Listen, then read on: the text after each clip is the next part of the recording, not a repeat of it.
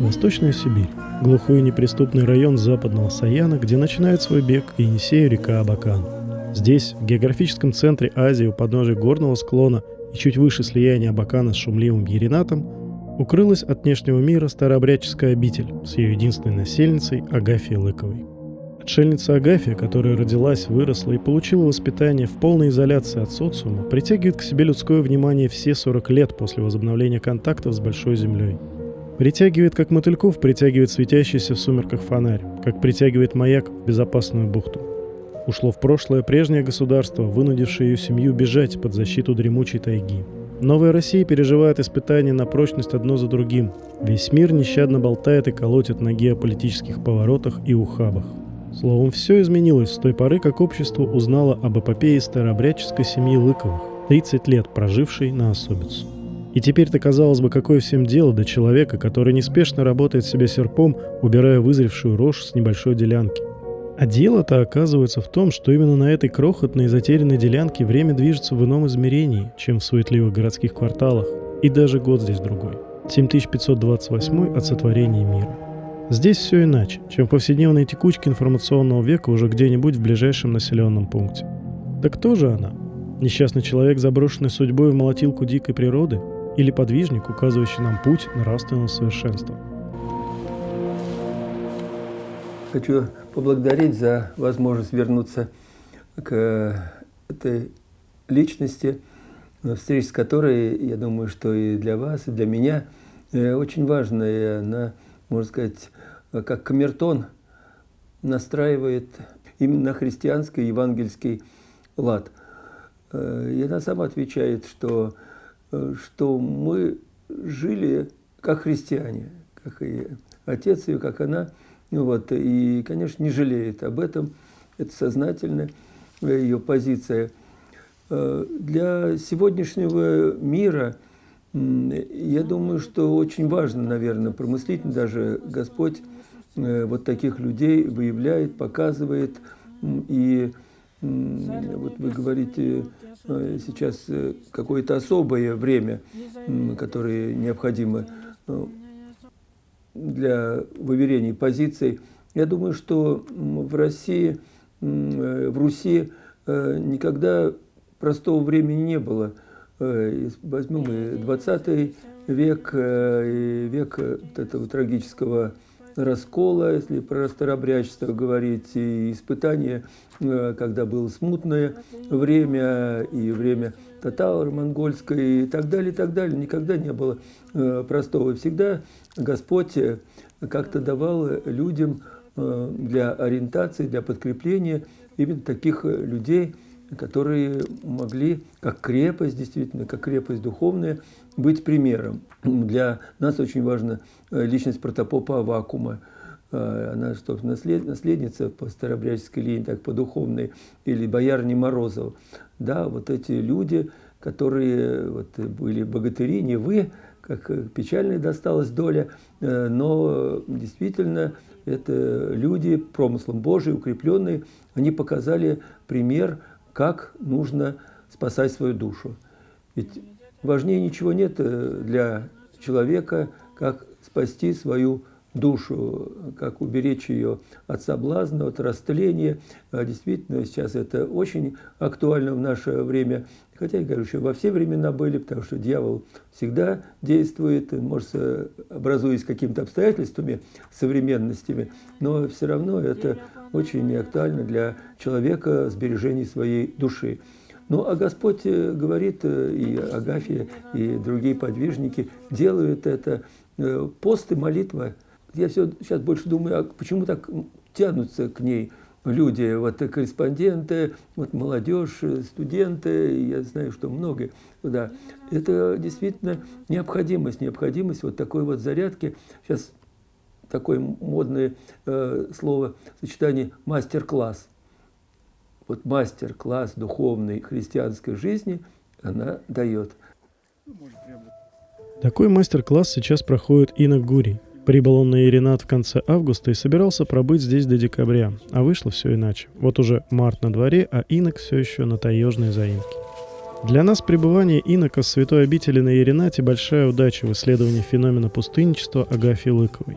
Здесь загвоздка в том, что все, кто побывал на таежной заимке, включая Василия Пескова с его нашумевшими репортажами о таежном тупике, а также кто встречается с Агафьей сегодня, все пишут и говорят о внешних и материальных факторах жизни пустынницы, словно они и есть ключ к пониманию того, что держит Агафью в глуши, когда уже давно возможно переехать в обжитые места. Нам долго и упоительно рассказывают о всевозможных сюжетах, о мотыгах, которыми Лыкова возделали таежный огород, показывают этот необычный огород и другие, без сомнения, экзотичные и интересные детали. Но все это уводит в сторону от главного. А главное – это она. Агафья со своим внутренним миром. Именно она та самая большая ценность, которой обладает таежный тупик, а вовсе не материальные артефакты отшельнической жизни. Суть этой ценности есть терра инкогнита для абсолютного большинства наслышанных об Агафье Лыковой. Получается, что инок Гурий сейчас в России самый компетентный и авторитетный эксперт по духовным смыслам таежного тупика. Он для нас как бы два в одном, поскольку искушен в тонкостях духовной брани и провел рядом с отшельницей много месяцев, и потому его комментарии наполнены иной информацией, нежели путевые заметки мимолетных гостей Агафьи. Хотя и они, без сомнения, по-своему важны и интересны. Мы спросили отца Гурия, а верно ли, что она входит в число тех, кого Господь слышит и откликается на ее просьбы? Ну да, есть такое выражение в Святом Писании «удерживающий», который вот сдерживает вот это все как беззаконие. Относится к таким людям, с вашей точки зрения? Да. Она относится к этому разряду людей православных, которые молятся и которые Господь слышит. А чтобы чтобы Господь услышал человека, он должен как раз вот иметь любовь. Понимаете? А имея любовь, естественно, он богоугодный человек. Его молитву Господь в первую очередь слышит. Ну, это, конечно, является результатом человека, как правило, говорит, от того, чем наполнено сердце. То есть уста человека говорят от сердца, от его полноты, чем оно наполнено. Агафья Карповна нам все время только говорит о святых вещах. Больше Вот, ее видите, ничего не интересует. Ее больше ничего не интересует. Ее, вот я как вначале сказал про любовь, что к Богу, она теперь боится разлучиться. Вот она боится разлучиться. Это у нее это второй разряд, вторая ступень любви. Первая ступень, когда мы боимся из-за наказания, из-за того, что мы окажемся в этом в аду, Господь пугает нас и не напрасно этим огнем гиенном, чтобы мы обратились, услышали, обратились к покаянию. А она уже на второй ступени, а вторая ступень – это уже все. Человек наоборот уже, вот как и боится разбудить ребеночка, у нее любовь, так она вот это боится каким-то, в кавычках, шорохом, да, разбудить Господа. А ступени, это из тех 30 ступеней? Нет, это только касается любви. Только касается это уже заповеди об любви. Близко к вершине? Да, это уже близко к вершине. Это, в общем-то, вершина нашей жизни, подготовки души к Царству Небесному. Это уже вершина. Выше уже нет. Уже выше нету. Вот она на такую вершину поднялась. Ну да. И можно понимать так, что в России, наверное, таких людей немного, да? Я боюсь, что нету сейчас таких людей. Но если есть, может быть, на руке пальцев хватит. Это особый разряд людей. В подтверждении вот и есть то, что она здесь до сих пор живет. Это подтверждение, понимаете, что она здесь живет. Вот этой любви. Иначе бы она ушла в мир. Хоть какую-то там цивилизацию. Пусть даже деревня, да? Но это уже общество. Это уже общество, понимаете. Здесь она в чистоте, какой поучилась, научилась, и в том и пребывает неизменно. И чтобы эту чистоту увидеть, надо пожить, надо иметь звено вот этой любви, хотя бы первой ступени.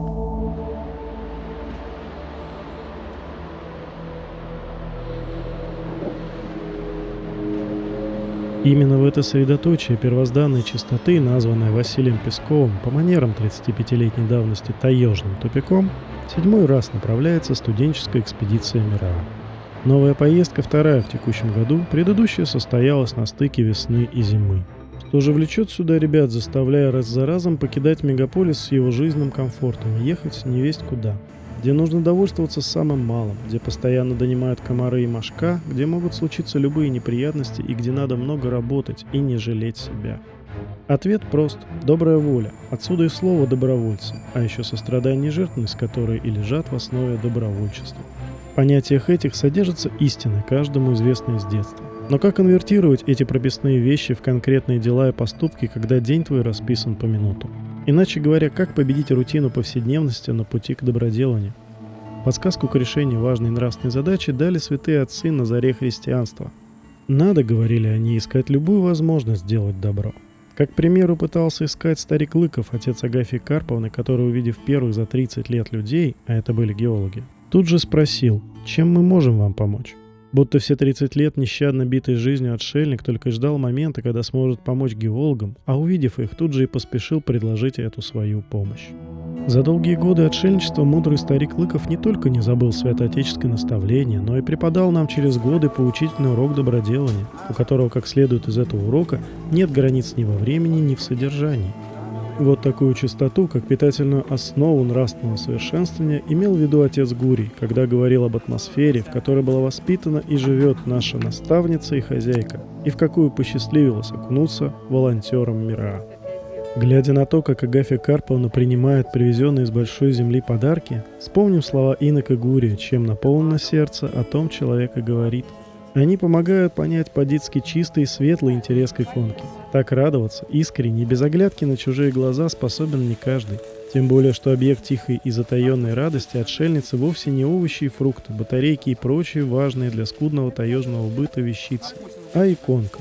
Или годом позже книги шестоднев имении. Помните, вы письмо они писали, вот она ездила, покупала вам книжки. Довольно.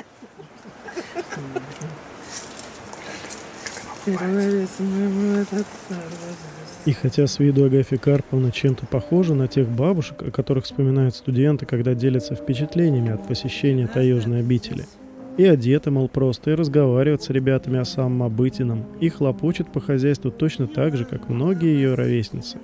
Но то, с каким благоговением она относится ко всякой святыне, делает ее не похожей на этих бабушек.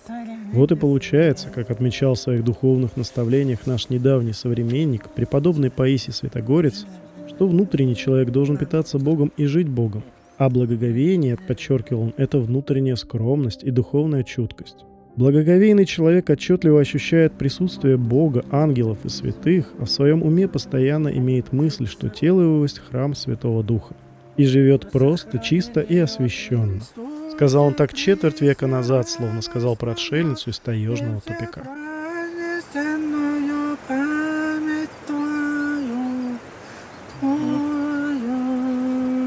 Она действительно говорит, что мы всегда жили христианской жизнью, живой пример христианской жизни.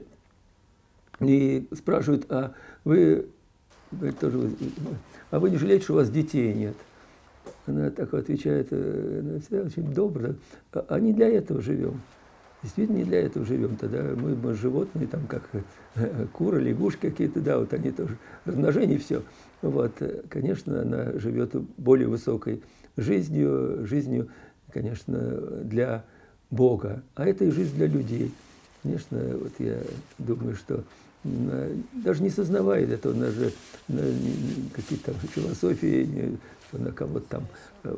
Просто вот любовь к Богу и вот эта ее любовь, которая обращается уже к людям, вот это вот самое основное, что она вот это выработала в своей жизни, чем старше, тем больше это убеждается, в какой-то мере по себе тоже.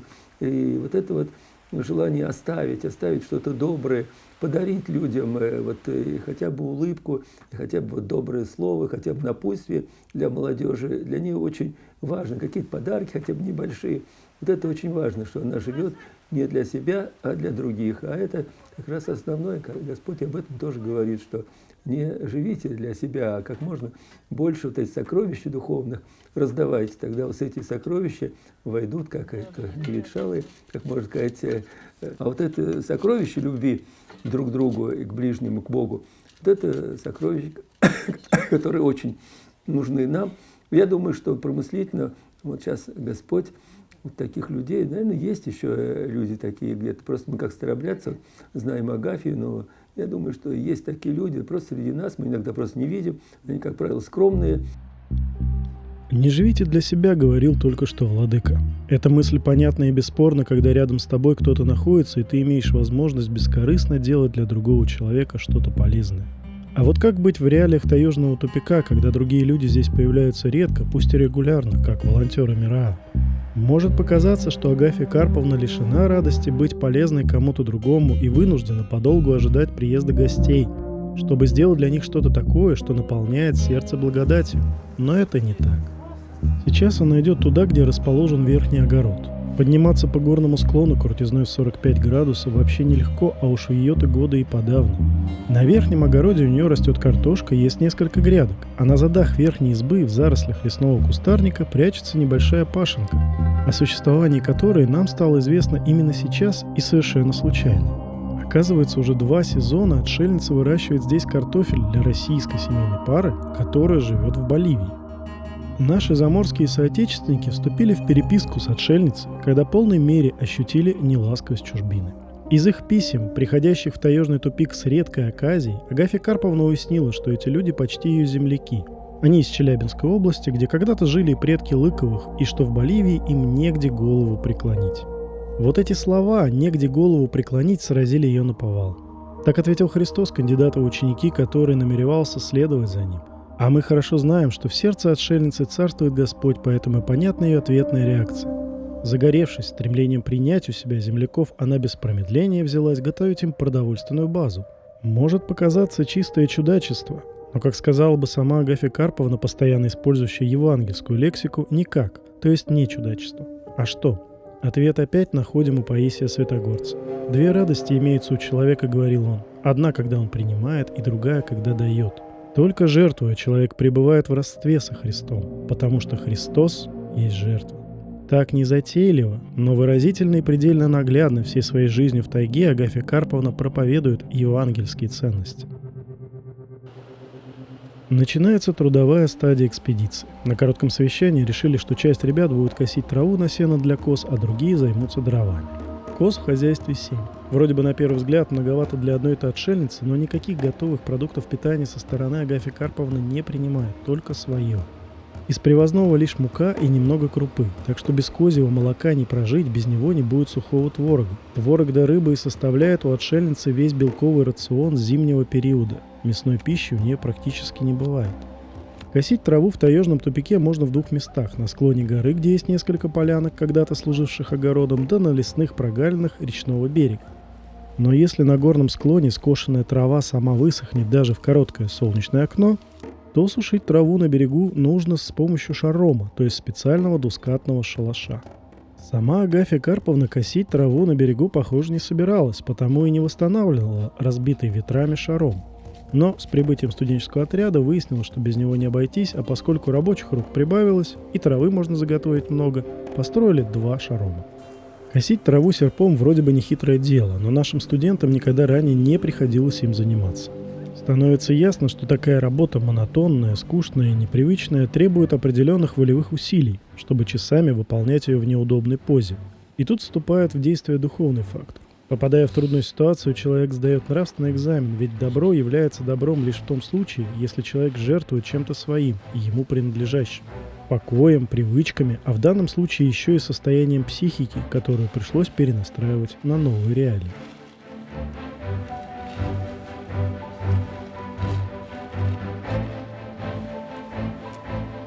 Илья волонтером приезжает в таежный тупик несколько лет. Делясь впечатлениями о прежней поездке, он говорил, что многое делал впервые. Здесь, на таежной заимке, он в частности впервые колол дрова колуном. И также впервые на примере жизни отшельницы увидел, сколь важен мостик внимания между людьми, поэтому с приближением лета, как он говорит, его же тянет сюда каким-то неведомым магнитом. И вот он здесь вновь колет дрова. Дрова в таежном тупике еще более важная задача. Во всех избах здесь стены тонкие, окна в одно стекло, пол соприкасается с землей, дверь открывается сразу на улицу, и поддерживать в таких условиях тепло очень непросто. А в трескучие сибирские морозы тем более. И отшельнице необходим немалый запас дров. Кроме того, желательно, чтобы поленницы располагались как можно ближе к жилью. Так ребята и делали. Несколько новых поленниц устроили на краю полян, где косили траву. Этим дровам, правда, еще нужно высохнуть, чтобы только через год стать пригодными для отопления изб. Зато дрова, заготовленные на береговой отмели, уже готовы к употреблению. На них пошел высохший после паводковый хлам.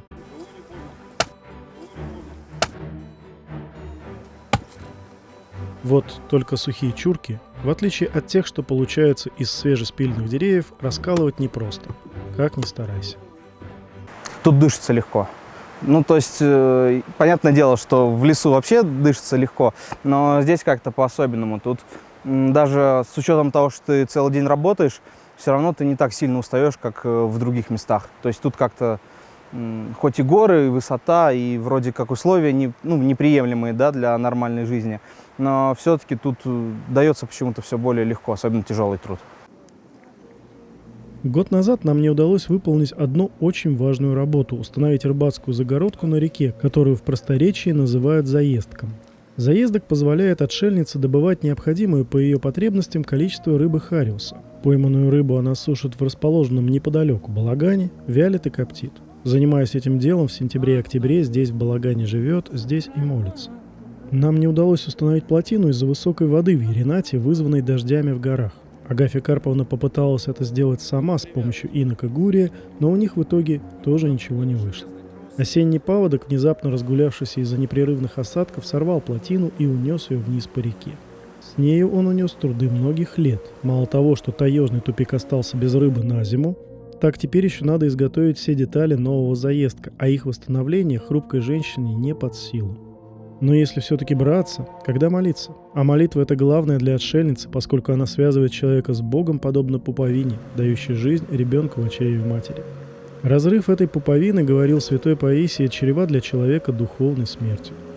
Вот в таком отчаянном положении находилась Агафья Карповна, когда в очередной раз на помощь прибыли волонтеры МИРА. Сейчас она выбирает новое место для установки плотины. Старая из-за изменения русла реки больше не подходит. Наблюдая за ее подготовкой к новому покорению Ерината, вспоминаешь слова Ерофея Седова, напарника Пескова по первым походам к Лыкову. В природе, сказал он нам при первой встрече в 2011 году, тупиков не бывает. В жизни праведников, как видим, тоже.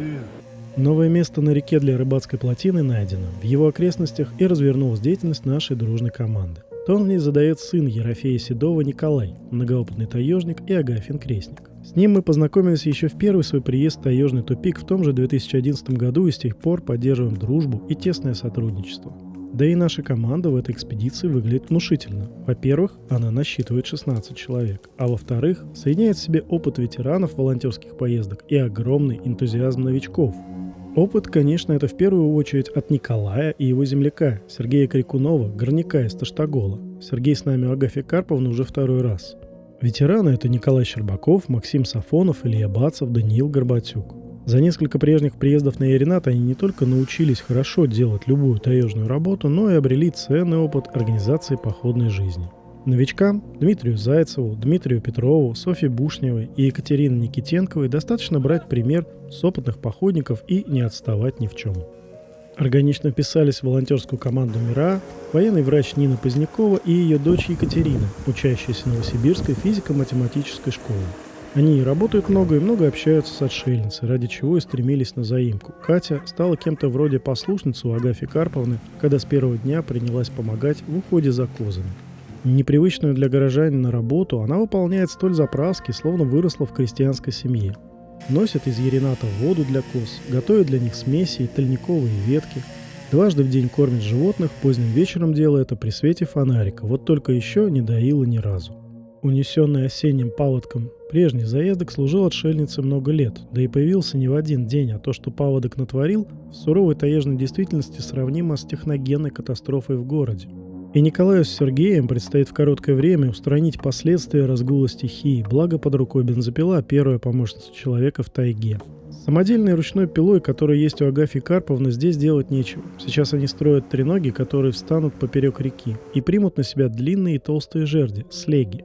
Слеги, в свою очередь, замкнут треноги в единую конструкцию и будут опорой для решеток, которым и предстоит задерживать скатывающуюся в низовье реки рыбу. Выбранный для нового заездка участок реки шире, чем предыдущий, а его берега пологие и ровные. Пусть и большее количество треног и слег понадобится теперь для перекрытия реки, но зато есть надежда, что очередной паводок не разрушит рыбацкую плотину. Все это и держала в уме отшельница, выбирая под заездок новое место. Установка треног на каменистом ложе реки сама по себе работа не из легких, а тут надо учесть, что новые треноги сделаны из свежего дерева и потому намного тяжелее утраченных. Трудно даже представить, как управилась бы с ними отшельница в одиночку.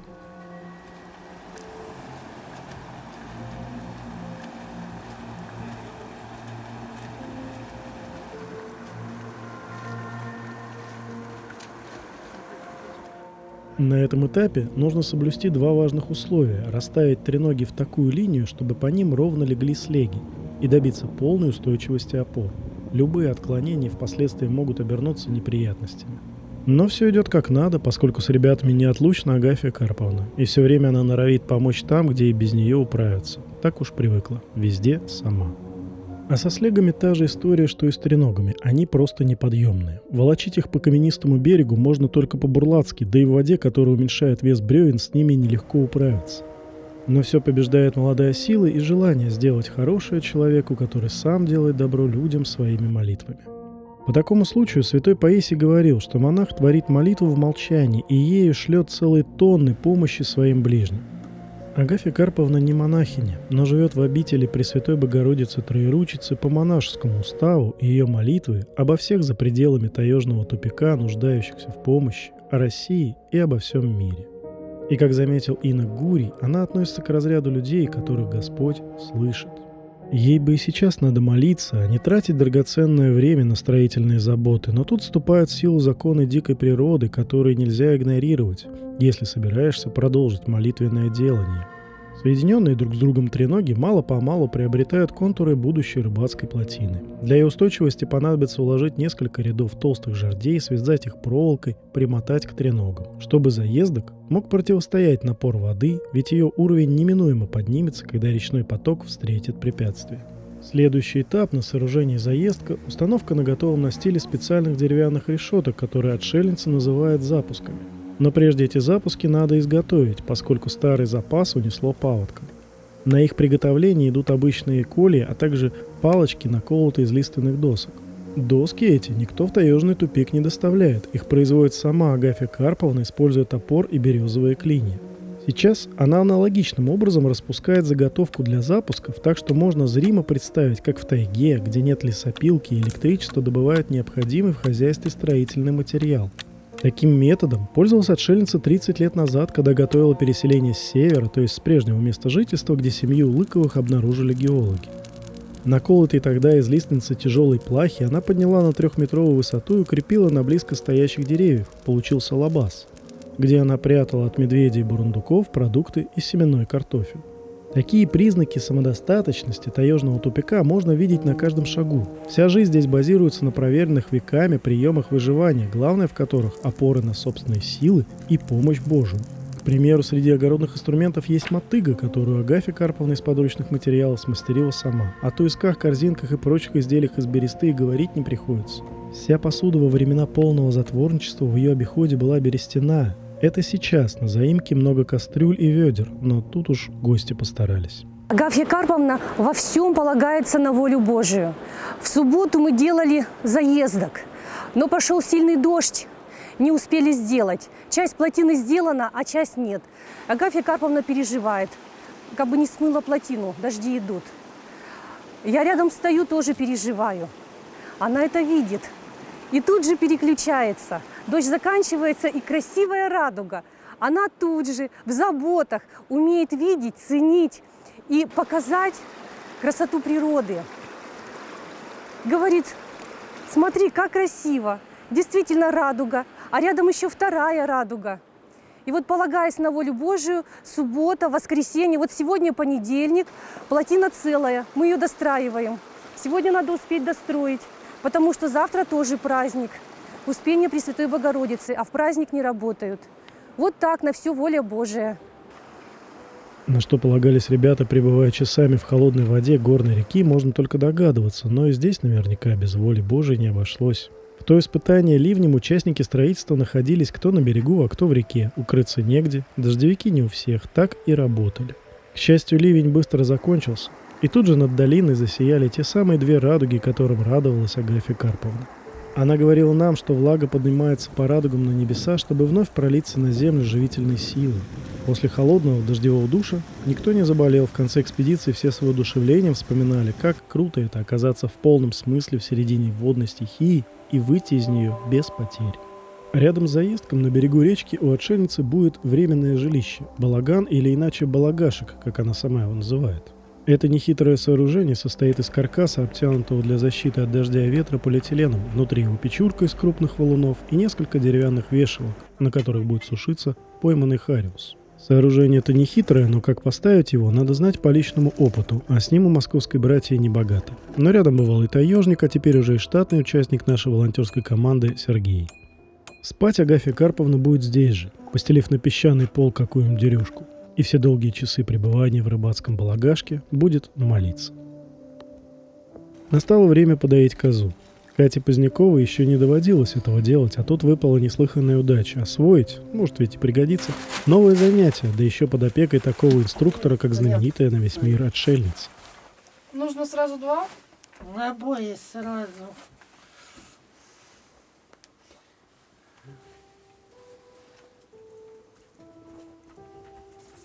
Ой.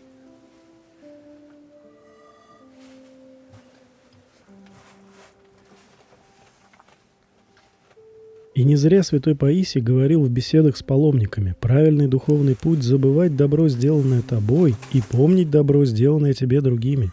Пришедший в такое состояние, отмечал он, становится, в этом месте святой замолкал и после паузы произносил: человеком. И добавлял: Божьим человеком. По его мысли выходило, чтобы стать Божьим человеком, надо всего лишь быть нормальным человеком. Агафья Карповна полученное молоко, которое ей самой бы пригодилось для приготовления в зимний запас творога, спешит отдать волонтерам. И делает это, как видно, с большой радостью. Глядя на отшельницу, в этот момент убеждаешься, что она для нас с вами — это живая иллюстрация слов Паисия Святогорца, а также тот духовный камертон, о котором в начале фильма говорил митрополит Корнилий.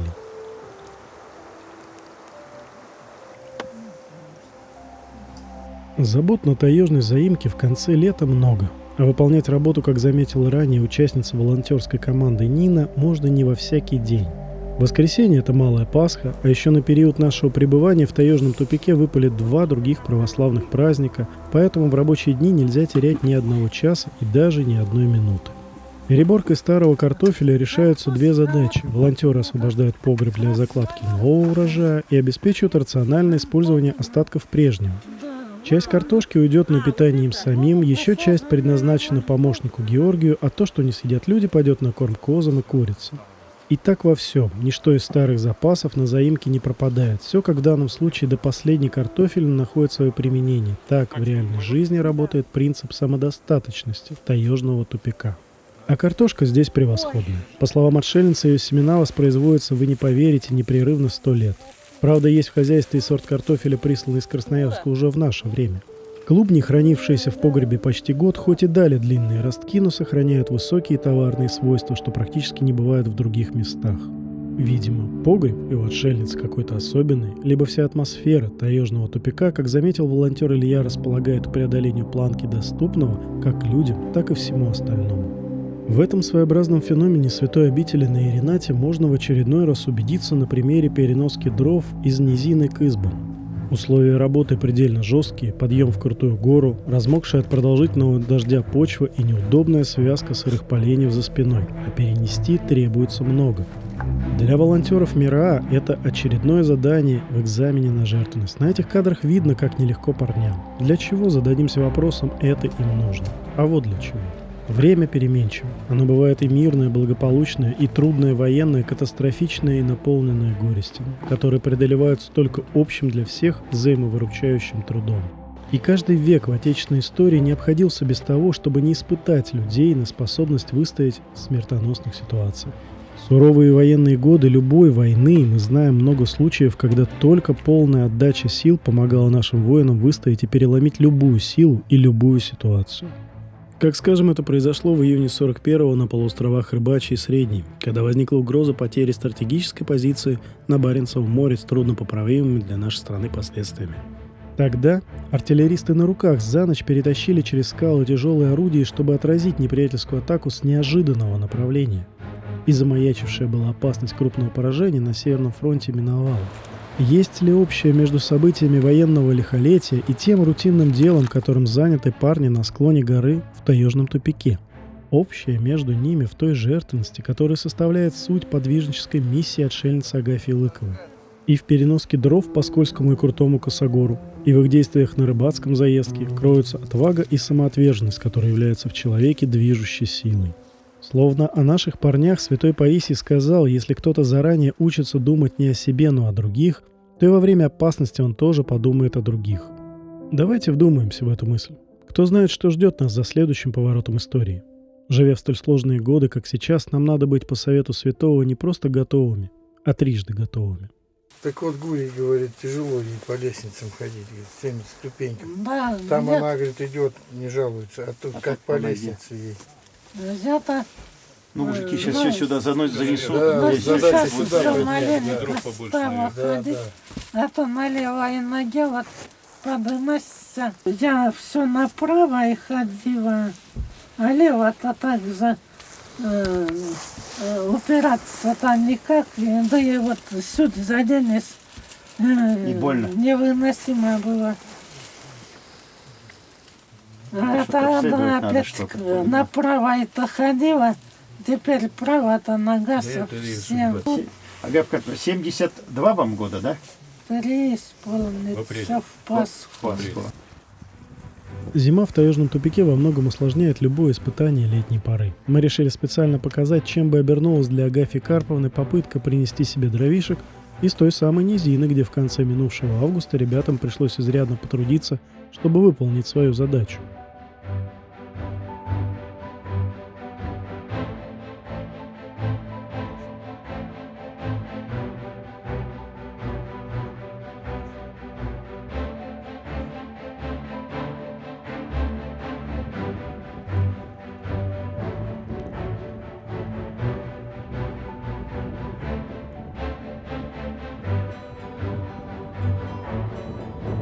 Вряд ли, конечно, отшельнице понадобилось бы забираться в снежную ловушку, ведь есть дрова на другом берегу реки, заготовленные экспедицией МИРА 2 года назад. Только и с ними оказалось не все так просто, что выясняется из разговора с Агафьей Карповной.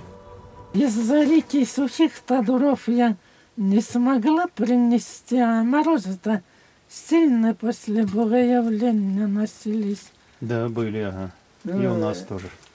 И суть посуда вот это заевала, все суть не поразмерзалось. В избушке. В избе у меня Угу. дрова-то сыры летосны-то. Они все зато без тепла не дают. Потом усну, потухнет совсем песика-то. И я стою, добуду огня-то, песику затоплю, а сама скорее под одеяло, только ей косак под одеяло, от их греться. Вот так вот пришлось неделю пережить. Да, конечно, если бы у Гурия были б силы, бы, конечно, он помог. Мороз сильный, пока с козами управить, солнце закатится, сапоги застынут колом, за реку идти туда. Мороз далеко все-таки, все, ну и принесет связаночку. Кого? И вот насевали от сырья и хлебников. Потаскал дров-то.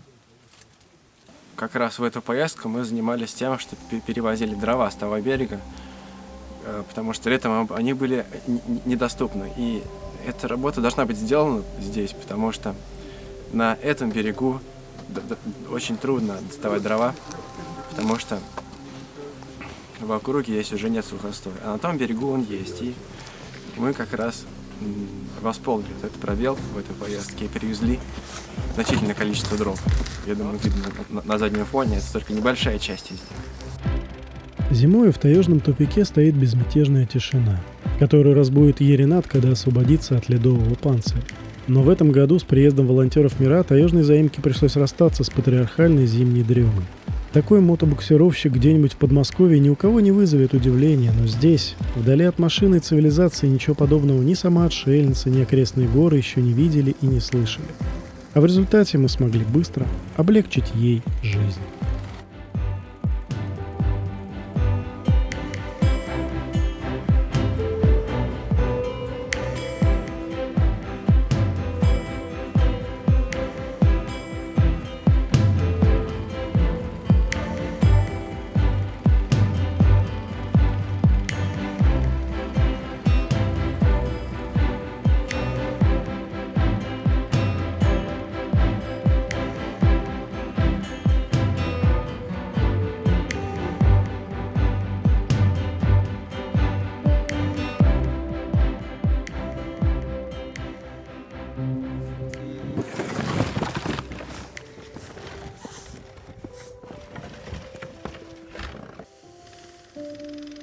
Подвиг жизни Агафьи Карповны в таежном тупике мало кому по силам. Но сама она вовсе не считает собственную жизнь какой-то выдающейся в сравнении с судьбами других людей. Живет и все. Живет по-христиански. Так, кстати, сформулировал кредо семьи Лыковых отец Карп Иосифович, отвечая на вопрос Василия Пескова, не жалеет ли, что отшельники жили 3 десятка лет в глухой тайге в страданиях и трудах. А чего жалеть? Жили как христиане, не раздумывая, сказал он. Правда, чтобы жить по-христиански в условиях гонения на христиан, пришлось не сообразовываться по давнему апостольскому завету с тем веком и покинуть людской мир. Вот это «жили как христиане» продолжается и в сегодняшнем дне таежного тупика. Увидеть подвиг христианской жизни воочию, прикоснуться к нему, взять от него что-то в назидание себе – это большая удача для тех, кто побывал у отшельниц. И среди них волонтеры Мира. Приезжают вроде поработать и помочь отшельнице, а получается проходит у нее тот самый духовный мастер-класс, о котором в начале фильма говорил митрополит Корнилий. Жизнь вдали от людей, когда и страна иная, и нет гонения на верующих, это для Агафьи Карповны теперь уже крест. А от креста, отмечают святые отцы, не отказываются, но Бог дает силы нести его. И на примере отшельницы видно, что человек, имеющий в себе жертвенность, не хнычет, не тяготится, а радуется. То, что вы сейчас видите, за пределами таежного тупика никто еще не видел. Никому до нас не удавалось снять на видео, как отшельница, всю свою жизнь находящаяся вдали от православных храмов, встречает у себя священника.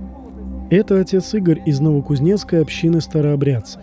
Он прибыл вместо Агафьиного духовного отца Владимира из Оренбурга, который не смог из-за праздника Успения Пресвятой Богородицы оставить паству, чтобы самому с вертолетной оказией навестить таежный тупик и повидаться с духовной дочерью. Первый раз отец Владимир приехал на Еринат в начале ноября 2011 года. Его поездка стала откликом на письмо обращения Агафьи к митрополиту Московскому и всея Руси Корнилию. Она писала, что ее предки всегда жили и молились со священниками, которые впоследствии были замучены. Отец Владимир стал первым после раскола полноценным старообрядческим священнослужителем, вошедшим в контакт с семьей Лыковых, пусть уже в лице только одной Агафьи. Не из бегствующих, как это было в послераскольные годы, а канонически. Для Агафьи, присоединившейся с этого момента к русской православной старообрядческой церкви, замкнулся круг истории в великом стоянии за веру, начатой ее предками. Да и само событие, воссоединение с материнской церковью, оно ведь эпохальное. До сего момента Агафья Лыкова существовала как своеобразный осколок, ушедший в глубину веков святоотеческой Атлантиды. Отец Владимир пробыл тогда на Еринате 2 дня. По благословению митрополита Корнилия принял Агафью на исповедь, провел чин довершения ее крещения, после чего она была приведена к причастию.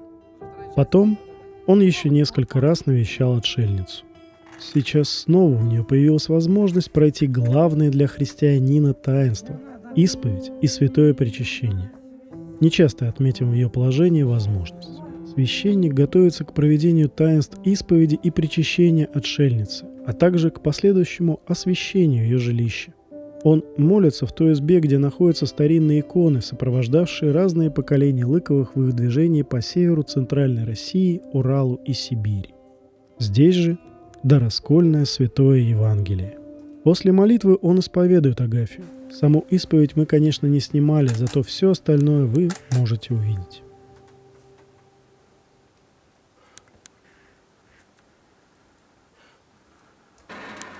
Вот какие-то угли.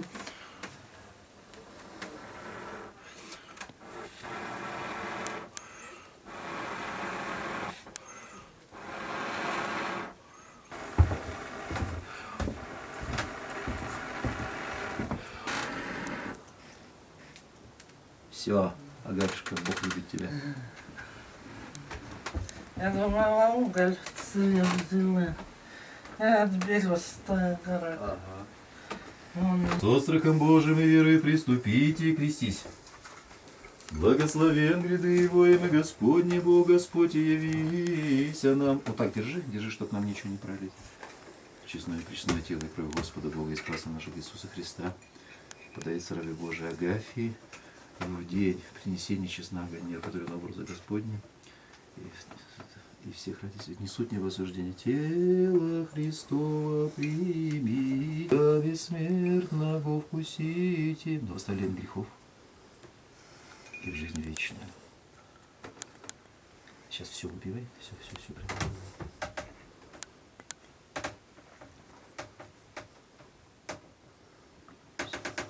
Господи, чашу целуй.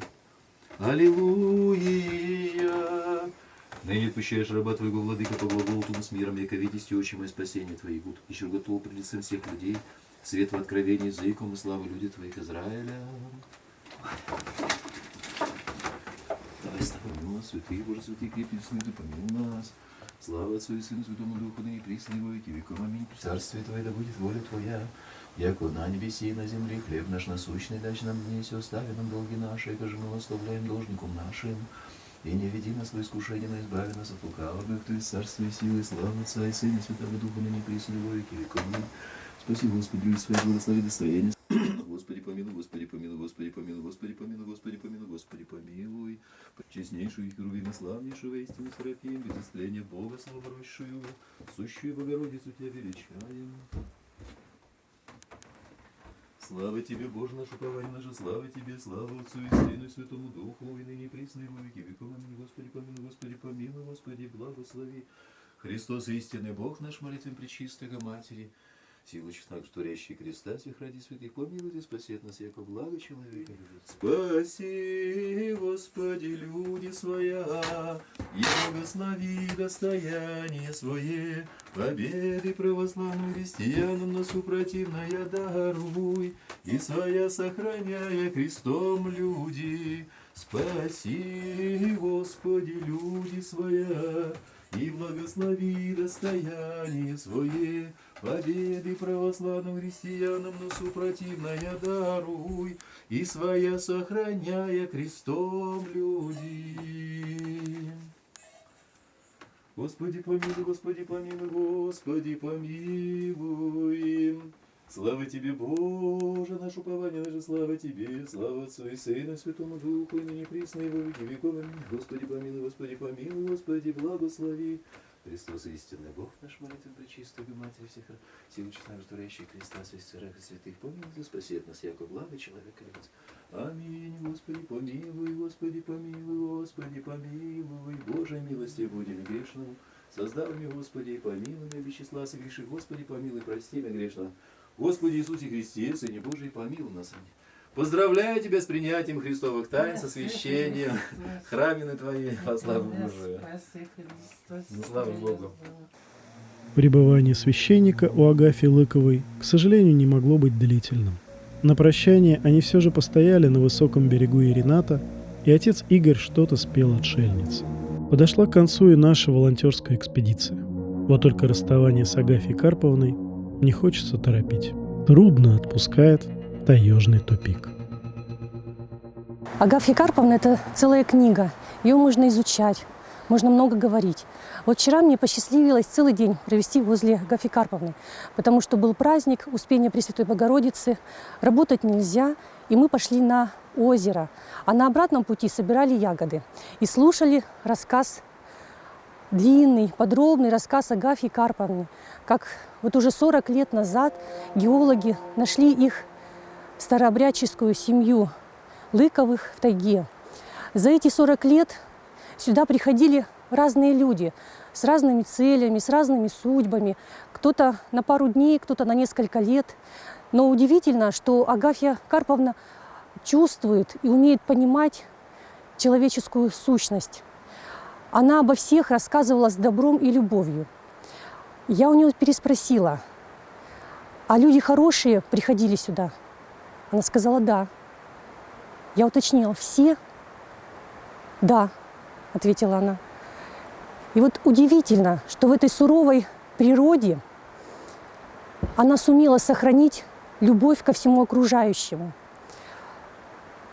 Наверное, это потому, что живет она по законам и заповедям Божьим. А главное, она сумела сохранить чистоту веры своих предков, ради которой они ушли из мира. Любые невзгоды, лишения не нарушают ее душевного покоя, потому что она во всем полагается на волю Божию. А нам предстоит сегодня улетать. И предстоит задуматься, а те ли цели мы преследуем, и настолько ли важна наше стремление в том цивилизованном мире.